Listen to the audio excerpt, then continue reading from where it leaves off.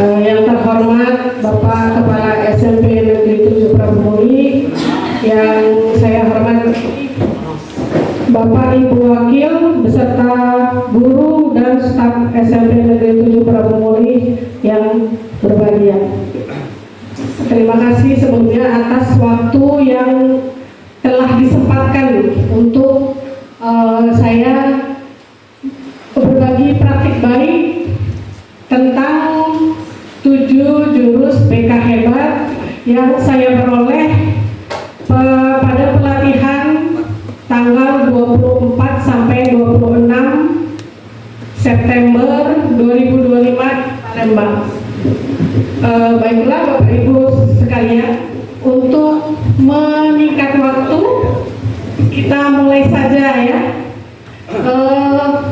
7 jurus BK hebat adalah program atau materi pelatihan yang diluncurkan untuk memperkuat kompetensi guru, khususnya guru BK dalam mendampingi murid secara holistik. 7 jurus BK ini meliputi kenali potensi lebih diarahkan ke bagaimana kelemahan dan kekuatan dari siswa tentang bakat, minat, dan gaya belajarnya. Yang kedua tentang kelola emosi. Kelola emosi ini lebih bagaimana siswa maupun guru mengenal dan mengelola emosi yang ada pada diri mereka. Ketiga, tumbuhkan resiliensi. Bagaimana kita memotivasi siswa bangkit kembali dari kegagalan yang telah mereka alami. Yang keempat, jaga konsistensi. Kelima, jalin koneksi. Keenam, bangun kolaborasi. 7, menata situasi.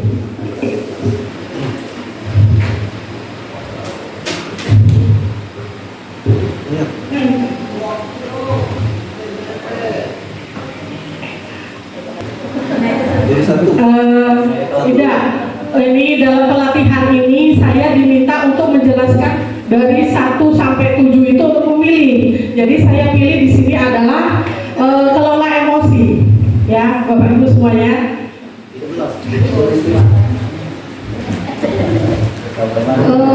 Apa itu emosi?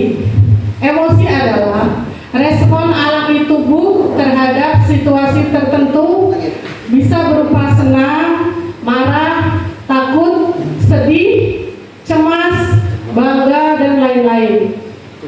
Emosi tidak selalu buruk, tetapi perlu dikendalikan. Nah, ini dimaksudkan adalah bagaimana Bapak Ibu bisa mengelola, mengenal emosi yang ada pada diri kita. Emosi tidak selalu buruk, tetapi perlu dikendalikan. Karena kita nggak mungkin kan nggak emosi gitu dalam sehariannya. Lanjut berkat.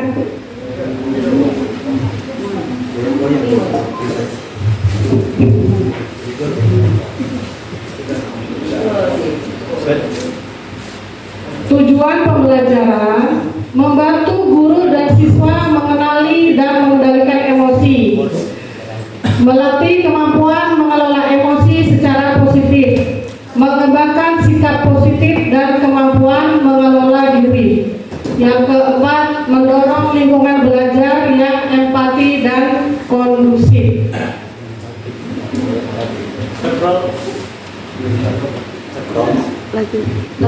Lagi yuk.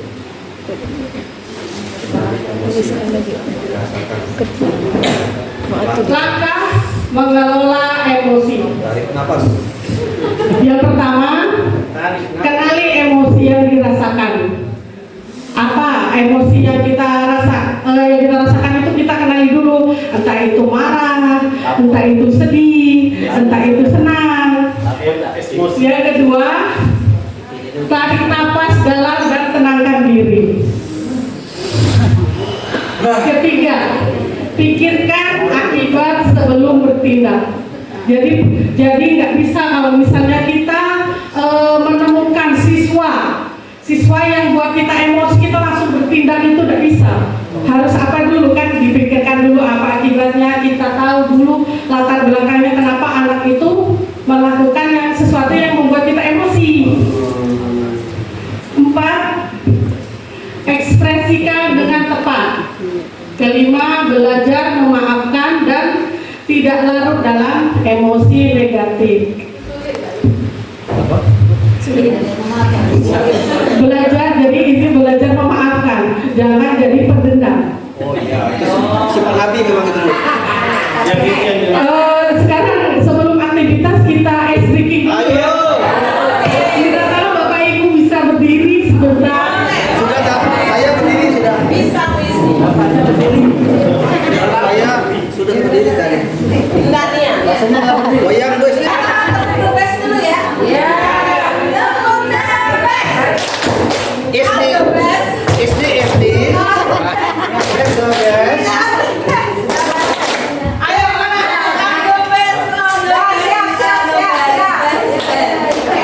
Top.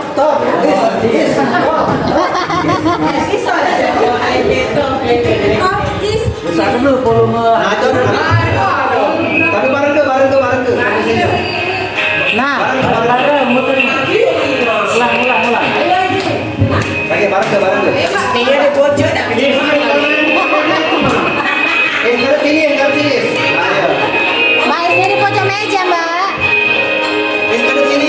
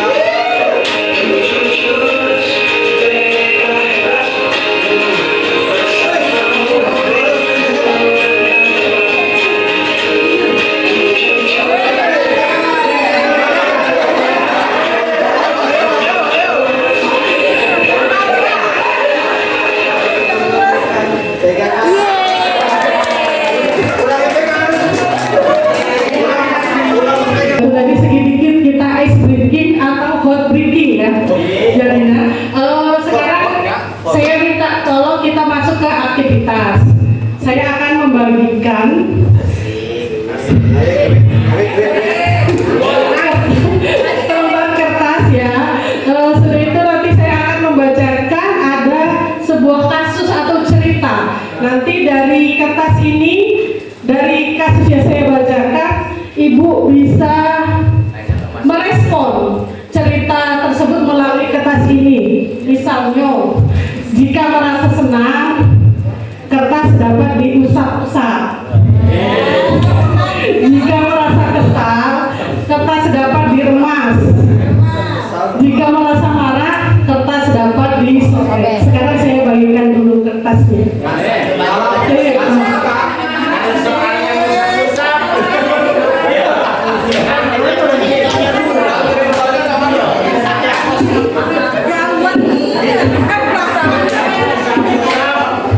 Tegak ke sini.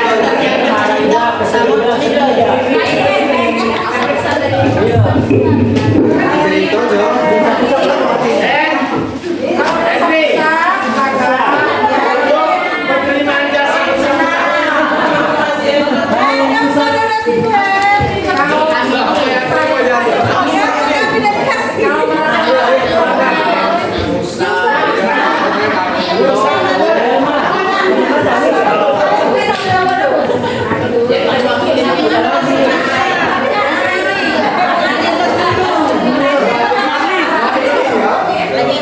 Jadi ini pedas saya ini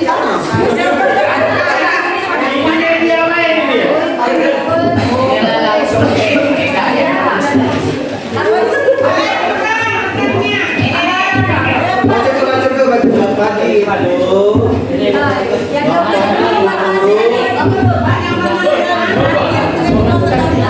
Coba Bapak Ibu dengarkan ya. Iya. Pagi itu Bapak atau Ibu guru berangkat ke sekolah mengendarai sepeda motor. Bahan ajar yang sudah disiapkan rapi digantungkan di motor. Namun beberapa meter sebelum sampai sekolah, motor mendadak mogok karena kehabisan bensin. Dengan susah payah Bapak Ibu mendorong hingga sampai sekolah. Silakan, kertasnya mau diapakan?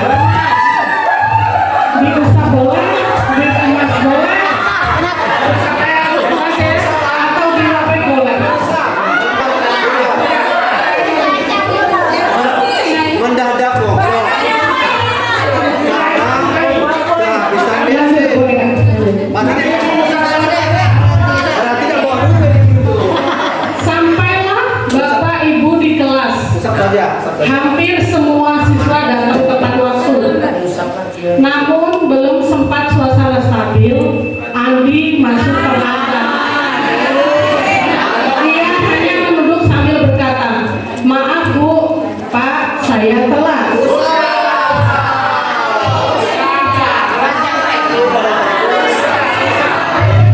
Berarti guru SMP 7 ini sifat sabarnya luar biasa. Ibu ini hancur nih. Ini hancur. Pelajaran pun dimulai.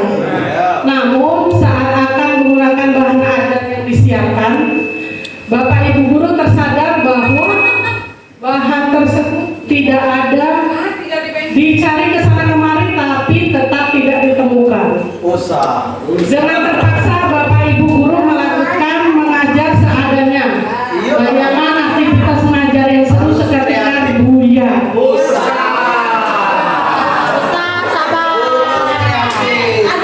Di tengah pelajaran, saat Bapak Ibu mengajar, Andi terlihat tidak memberikan perhatian. Dia menunduk di bangkunya. Saat didekati, ternyata Andi sedang terlelap ketiduran. Kalau kami usah. Ya Tak lama kemudian, ada seorang bapak mengetuk pintu kelas. Bapak Ibu membuka pintu dan menghampirinya. Bapak itu berkata, "Maaf, saya pamannya Andi. Sebetulnya Andi sudah 3 hari Sebetulnya Andi sudah 3 hari di rumah sakit karena menunggu ayahnya yang sedang sakit. Meski kurang tidur, tapi Andi memaksa selalu ingin sekolah karena tidak mau ketinggalan pelajaran. Sekarang saya izin mau jemput Andi karena ayahnya masuk ICU."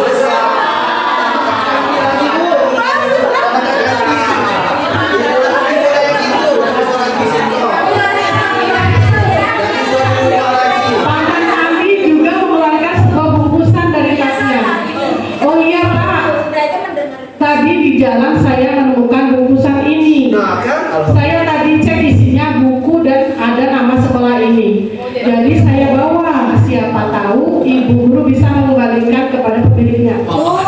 Bu guru melihatnya dan ternyata itu adalah bahan ajarnya yang tadi dia cari-cari.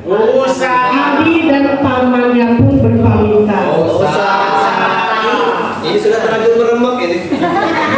Ibu Heka. Bapak Ibu kembali kembali ke kelas dengan bahan ajar yang kembali di tangan. Bapak Ibu guru melanjutkan pelajaran dengan semangat, menggunakan bahan yang telah disiapkan. Pelajaran pun berjalan dengan penuh kegembiraan.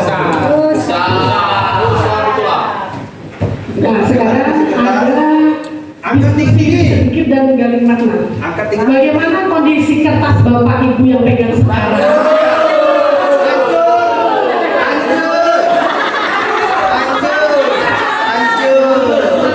Hancur gue Yang kan. kedua, apakah Bapak Ibu merasa menyesal dengan apa yang sudah dilakukan? Kami masih halus. Jika kertas itu adalah siswa, bagaimana seharusnya kita bersikap? Kertas tidak kembali. Jadi mungkin sedikit maksud dari cerita ini ya Bapak Ibu, kita kalau menghadapi siswa itu nggak harus langsung emosi, kita cari dulu latar belakangnya kenapa sih anak ini yang bikin kita emosi itu kenapa? Mungkin seperti tadi kan dia kita sedang ajar kasih ajar, tiba-tiba melihat anaknya ngantuk, jangan langsung kita marah, kita tanya dulu kenapa seperti itu. Harus lebih banyak bersabar. Oh boleh Supri. Coba dari kita lagi. Ada orang Terima kasih Bu. Jika terjadi di kelas saya, anak tidur, saya nyanyikan Bu. Lagunya Bina Bobo, kalau tidak bobo ditepuloi. tambah tidur ya Bu. Ada lagi yang mau ngasih pendapat Pak Hendrik, silakan. Coba tanya ya. Kalau saya Bu Supri, bukan saya nyanyikan Nina Bobo, saya bacakan Yasin. Cepat-cepat Bu, bangun Bu, langsung tahu.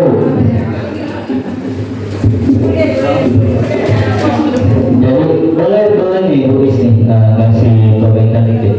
Jadi kalau tadi yang dari kertas yang di kalau saya kan masih utuh, kalau yang Bu Endi lalu punya.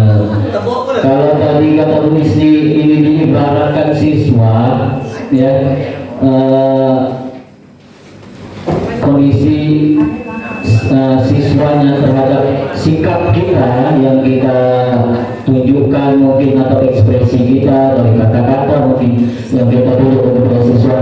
Nah, menurut saya kalau kertas yang sudah dinyatakan seperti ini, walaupun kita lurus lagi diluruskan lagi masih akan tetap meninggalkan bekas, ada yang koyak, ya.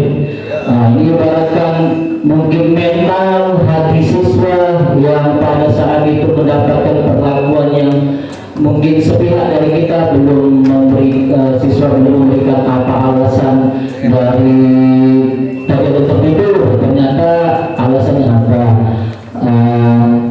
Mungkin kita di sini harus lebih berempati daripada bersimpati. Ini penting Bapak Ibu sekalian, karena empati ini agak lebih sulit dari kita sekedar bersimpati. Kalau bersimpati itu cuma sebatas ngomong baik. Tapi empati ini bagaimana kita merasakan, memposisikan diri kita menjadi dia. Jadi sebelum kita menjudge anak nakal, tukang tidur, tukang merusak, baiknya kita ambil dulu, tanya dulu, diselidiki dulu apa latar belakangnya, benar-benar tidak. Jangan sampai terjadi seperti kasus-kasus yang terbaru ini, guru menuduh siswa, orang tuanya tidak setuju dan dihiraukan. Nah, itu sudah saja tanggapan dari saya. Terima kasih. Yang saya lihat tadi pada awalnya tuh sebenarnya bukan masalah yang dia bermas tuh bukan karena masalah siswa, lebih masalah karena pagi tadi motornya mogok langsung diremes banyak akun dia tadi. Dan menurut saya bagus itu karena meskipun merasa kesal dengan diri kita sendiri, tidak dilimpahkan ke siswa, kita masih bisa sabar. Berarti intinya kita semua bisa mengendalikan diri. Yang masih halus. Karena saya lihat tadi yang meremas tadi itu orang kan motor mogok tadi. Ya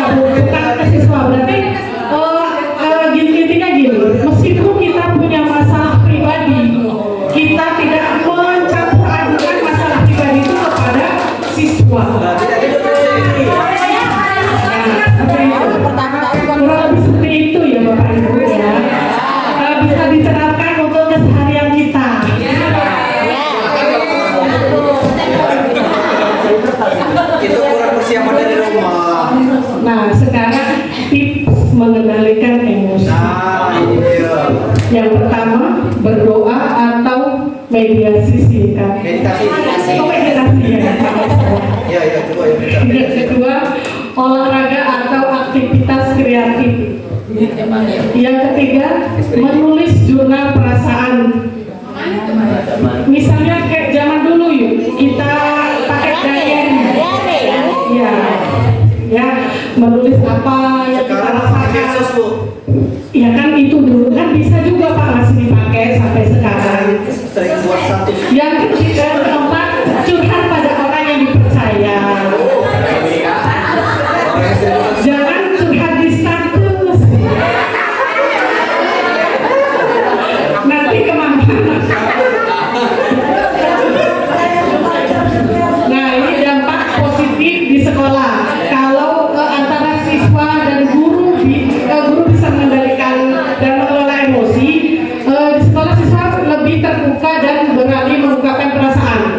Misalnya siswa punya masalah tuh, dia berani ngomong. Kalau misalnya kita belum bisa mengendalikan emosi, mungkin kita siswa baru ngomong, kita lah emosi duluan, jadi siswanya takut, gitu ya. Kedua, terjadi penurunan konflik kecil antar siswa. Nah, kalau kita kenalkan dengan siswa bagaimana cara mengendalikan dan mengelola emosi tadi, mungkin siswa kalau ada masalah bikin tidak langsung berkelahi atau langsung yang berkelahi lah. Jadi mungkin bisa dibicarakan secara dingin seperti itu.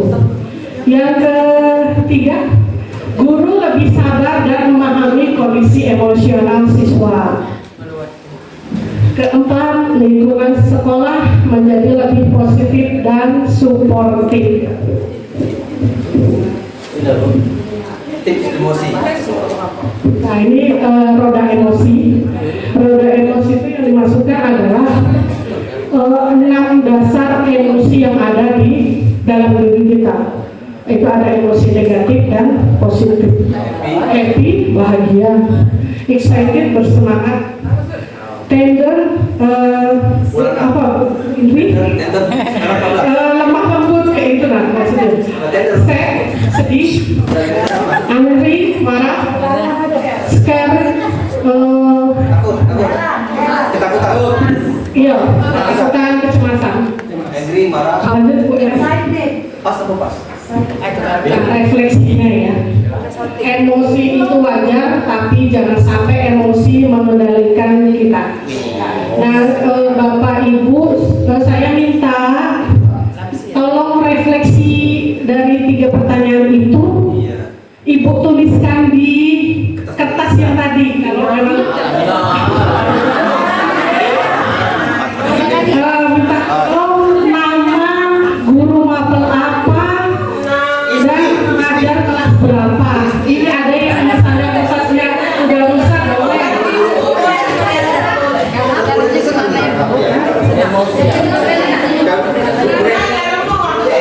Mbak Isni, Mbak.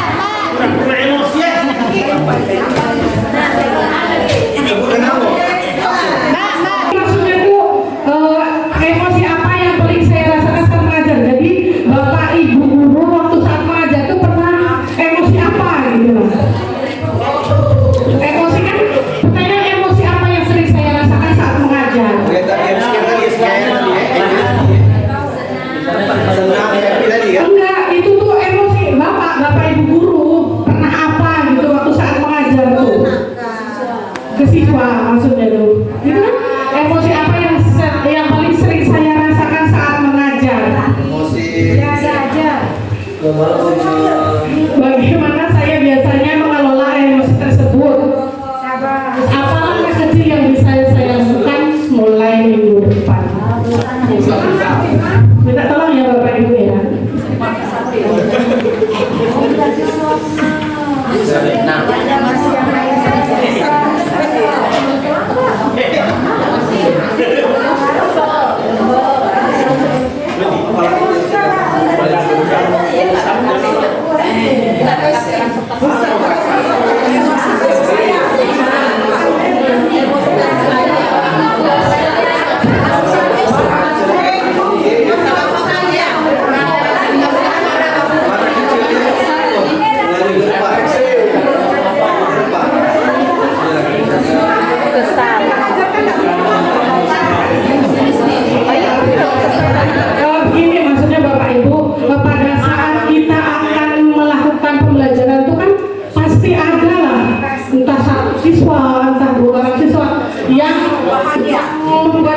emosi atau senang. Kan emosi nggak harus negatif kan, bisa senang, bisa ya. Nggak mungkin kita tuh daftar mayor ngajar. Nggak.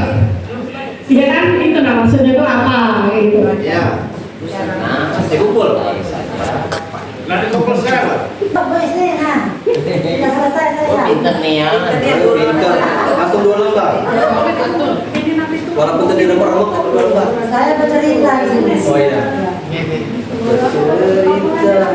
Emosi bahagia. Kumpul ke siapa tuh?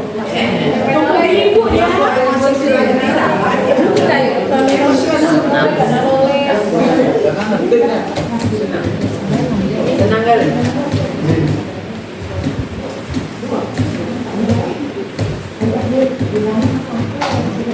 Boleh kumpul sekarang.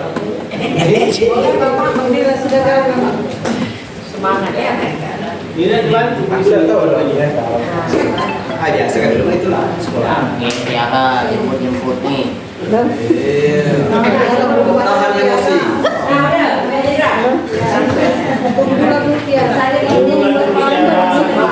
Nama kan? 15.30 baru selesai. Banyak emosi dari ini ya. Malah ini deket. Sedih. Sedih. Itu betul. Jangan buatnya banyak. Banyaklah dipotong. Arkas. Nah, dapurnya lagi semangat ini.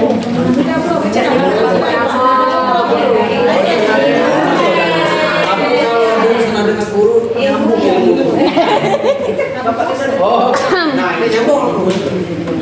Jadi senangan dulu ya bapak sih kok ini. Keren loh, kalau maju-maju. Nah, ya gini. Anak ini. Siapa namanya nah? Sengaja namanya masuk video. Oh, pada yang mana?